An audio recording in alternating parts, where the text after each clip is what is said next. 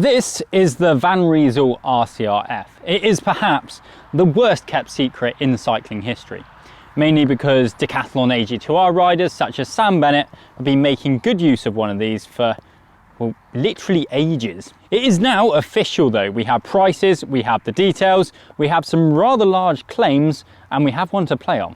Let's go and give it a go, shall we?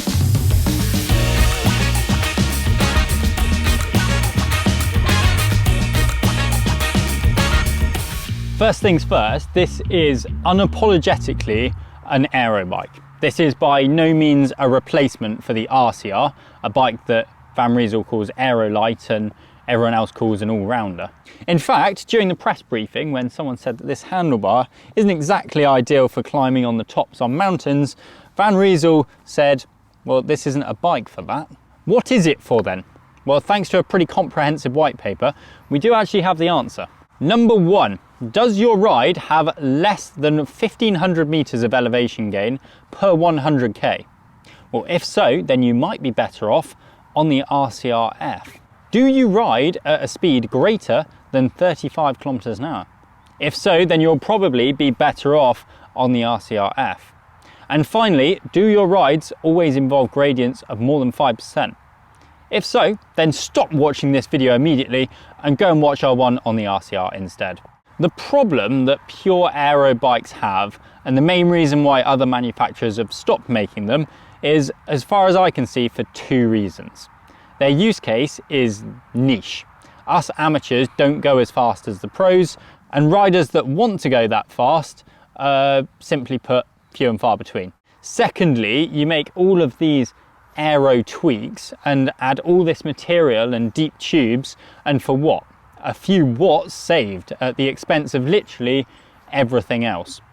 Aero bikes of old were heavy, far less comfortable than an all-round bike, and generally just quite cumbersome. I had a Vengvias, stupidly fast bike, but also stupid in lots of other ways. In the end, I swapped it out for a Tarmac SL7, which is just a better bike to live with, and it gives away very little on the flats. So, how much faster do Van Rysel reckon their new bike is?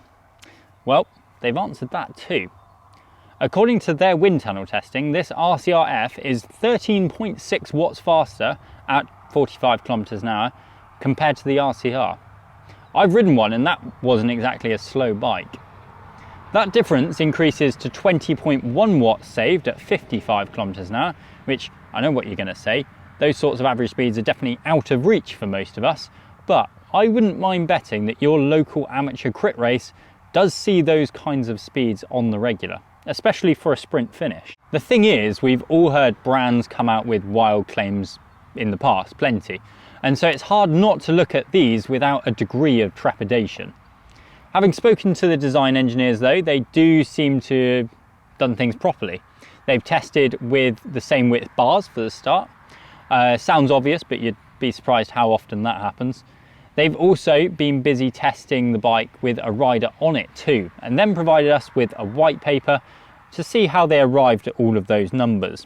So I think ignore those numbers that you've heard previously. The number that you really need to know is that this bike has been tested to be 9 watts faster than the RCR with a rider on it. Why is it less than those previous numbers? Well, moving legs create a load of turbulence, and then these aero tube profiles make less of an impact. The only slight grudge I do have with Van Riesel's aero testing is the fact that they've done it without any bottles or bottle cages on it. This is my bottle cage. I do think that seems like a slight oversight, given that it will almost always be used with one fitted. I mean, it's still better than Trek testing their latest Madone with an aero bottle and then the old one with a round bottle, but hey ho. On that note, actually, there's also no proprietary cages on the RCR-F, and that might be a bit of a surprise because it bucks the trend of recent aero bikes. One thing that I get asked quite a lot is how can this be faster? Like, why didn't people just make faster bikes a few years ago? Well, Van Rysel has got a better excuse than most, as they didn't exist a few years ago, but the main reason is the UCI regulations.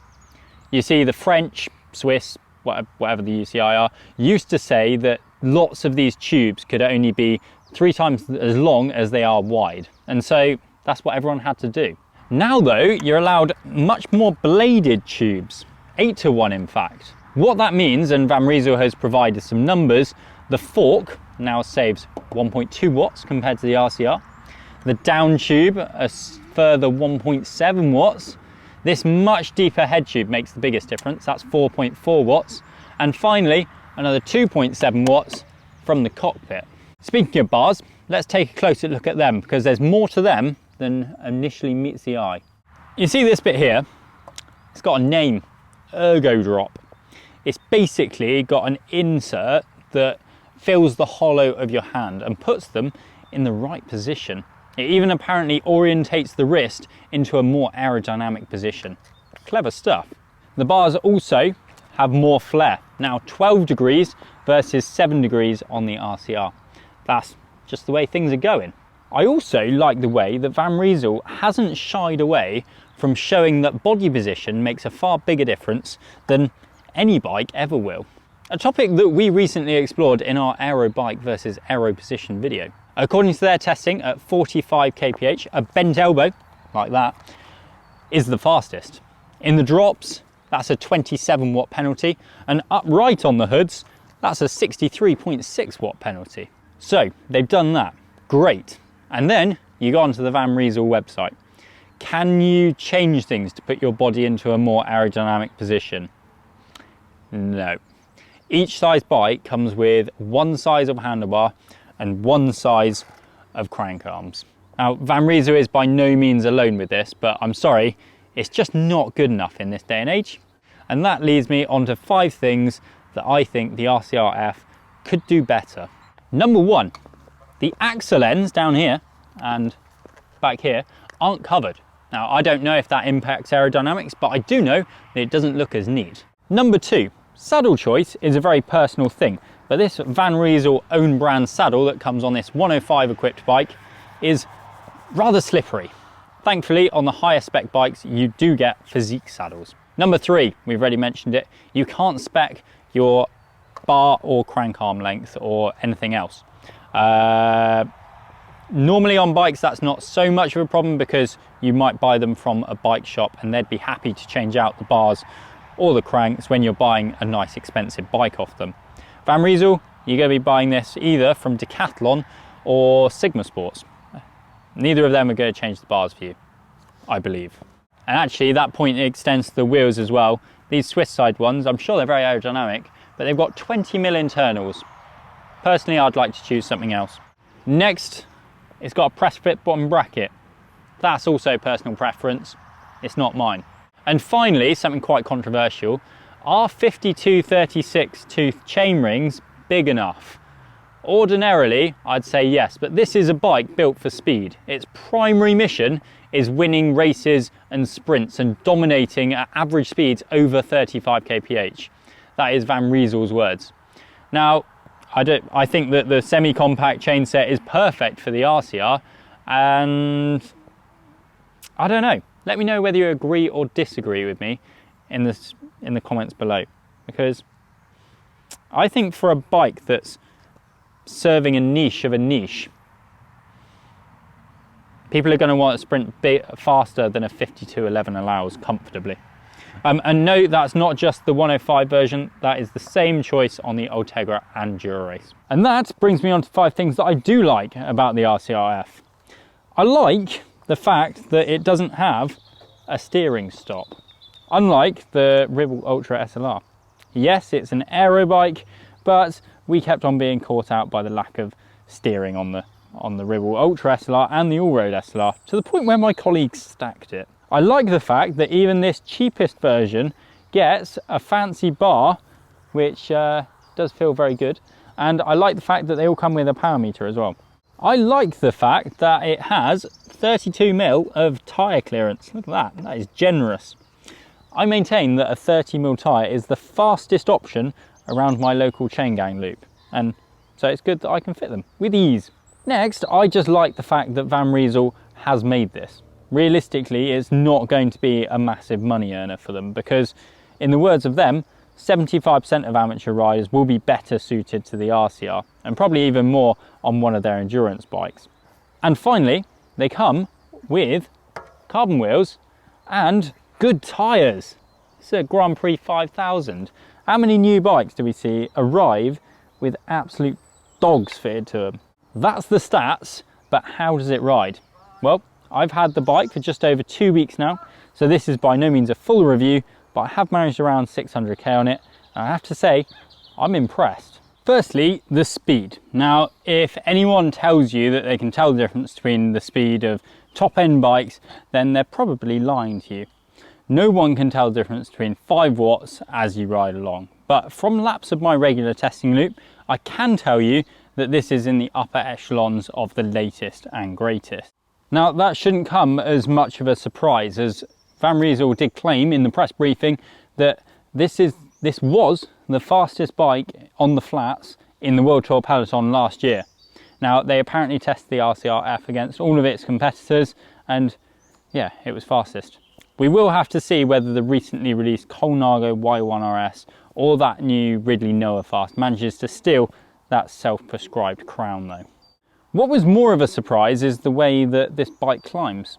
It's actually pretty good considering it's a bit of a tank.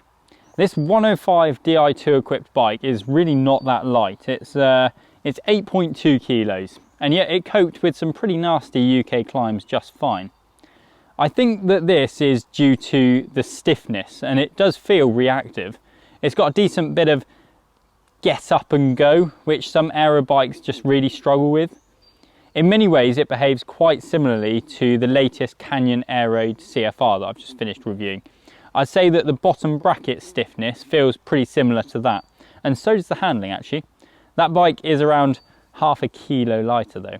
If you went for the all-singing and dancing RCRF, the one with Dura-Race and other fancy bits, then you could get that down to 7.5 kilos.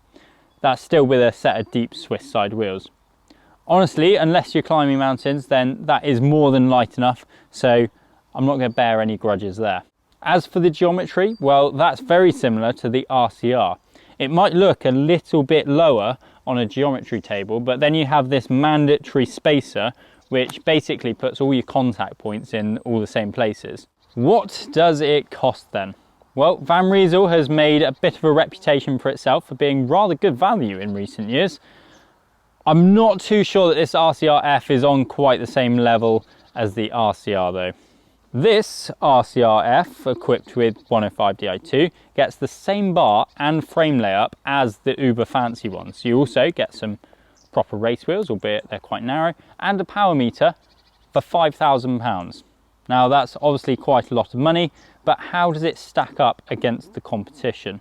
Well, the comparative 105 Di2 Canyon Aero doesn't get the fancy CFR carbon layup, but is slightly lighter at 7.88 kilos versus 8.2. That bike doesn't get a power meter though, and is just only a bit cheaper at £4,600. I reckon I'd have a hard time choosing between the two. Van Rysel then make an Ultegra Di2 equipped version in this purple colourway. That's £7,000, a whopping £1,500 more than the equivalent RCR Pro. And finally, there's then the Dura-Race Di2 versions with fancy everything. They will set you back £10,000. Now that is cheaper than the new Colnago by some distance, a fair bit cheaper than the advanced SL Giant Propel, but there's also plenty of cheaper aero bikes out there. For example, the Dura-Race equipped Rybble Ultra SLR is £9,799, even with the Zip 454 NSWs selected. The RCR-F isn't bad value then, but if you want this aero bike, then you're going to have to pay a premium compared to their all-rounder bike. Or you need to find a way to purchase one in euros, because that would save you an absolute mega buck. It's going to save you multiple mega bucks. Next question, can you actually buy one? Well, apparently yes. Van Rysel is prepared and has bikes in stock. It's the 3 Shimano group sets available for now, and then SRAM models are expected in the summer. Here in the UK, your choices are either to go direct to Van Rysel or through Sigma Sports. In conclusion then, is this a good bike? Yes, is the simple answer. If this was a full review, which it isn't, then this would be probably getting an 8 out of 10. It's once again proof that aero bikes are back, and there is a place for them not only in the peloton, but also for us amateurs. If you live somewhere flat and just want to tear up chain gangs and crits, then this is the ideal bike to do it on, which is a rarity these days. It's comfortable enough, it's really well thought out, it's well spec'd, it rides really well, it's certainly fast, and whilst I agree with Van Rysel that probably 75% of us would be better off on the RCR, I just think it's great that this thing exists. It's a niche that other brands have given up on. Chapeau Van Rysel. Now, sort out that UK pricing, allow me to spec it with different stem cranks and maybe a choice of wheels, and you've got yourself a sale. Let us know what you think of the new Van Rysel RCR-F down in the comment section below, as well as whether you think aero bikes are back and whether you think we need them as amateurs as well as in the pro peloton. If you like this sort of content, then please give it a like, subscribe to the channel for lots more of the latest bikes, and we'll see you next time. I'm going to go and see how fast I can ride home.